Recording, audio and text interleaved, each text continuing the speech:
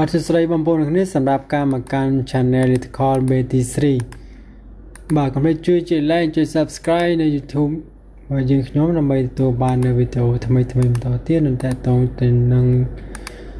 PLC ពណ៌វិជាបាទផ្សេងបាទអញ្ចឹង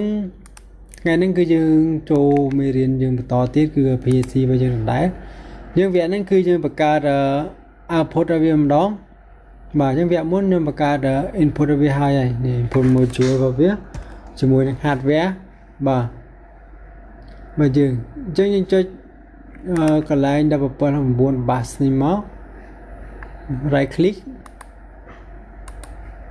ជាមួយចុច new module ចាំវាសូផ្ទាំងselect module type របស់យើងមួយទៀតអញ្ចឹងយើងវាយមក output យើងលេខបាន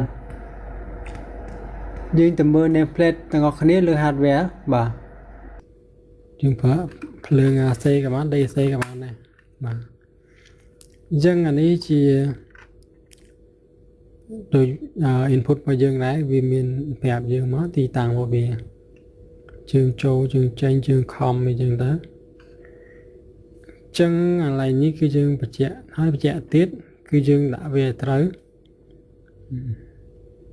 យើងពេលយើង search គឺយើង search ឈ្មោះហ្នឹងមកគឺវាចេញឲ្យយើងហើយយើងដាក់ឈ្មោះឲ្យត្រូវរបស់យើងបាទយើងអាច connect វាភ្ជាប់បាន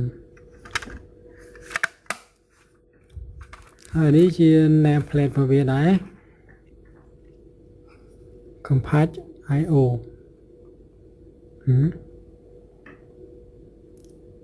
យើងពី5V ដល់125V DC សម្រាប់ជើង relay របស់វាចានេះជា nameplate របស់វាឈ្មោះ catalog របស់វា reversion វាគឺ 3.1 អញ្ចឹងយើងបានមើលរួចហើយអញ្ចឹង nameplate របស់វាគឺ17 output វា1769បាទទៅមួយក្បាល CPU របស់យើង .iq no output គឺ ow 16បាទនេះរបស់យើងវាយមកវានឹងចេញឲ្យយើងតែម្ដងនេះ16 point AC DC AC DC relay output យើង output របស់យើងគឺប្រើភ្លើងoutput របស់វាគឺមាន AC ក៏បាន DC ក៏បានដែរបាទអញ្ចឹងយើងចុច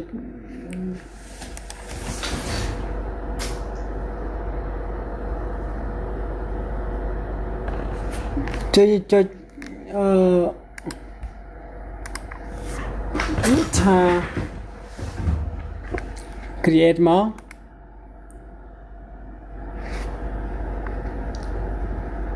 តមកទៀតយើងចេញផ្ទាំង dialog new module ឲ្យ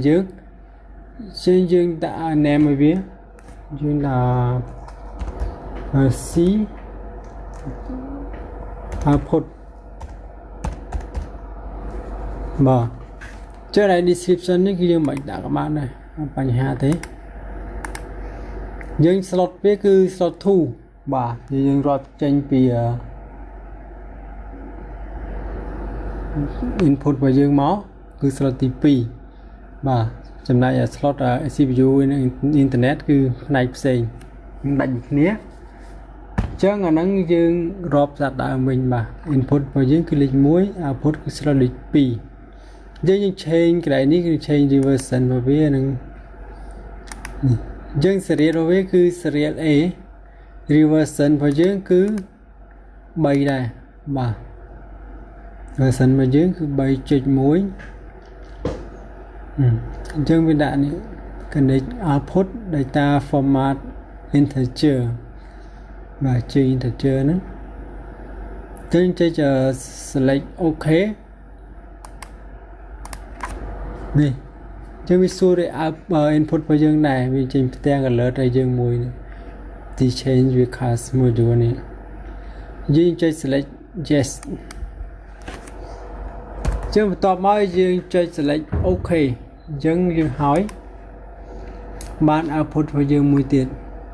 បាទអញ្ចឹងផ្នែកខាងក្រោមនេះគឺយើងចែកតែគ្នាគឺក្រុមនេះគឺសម្រាប់ add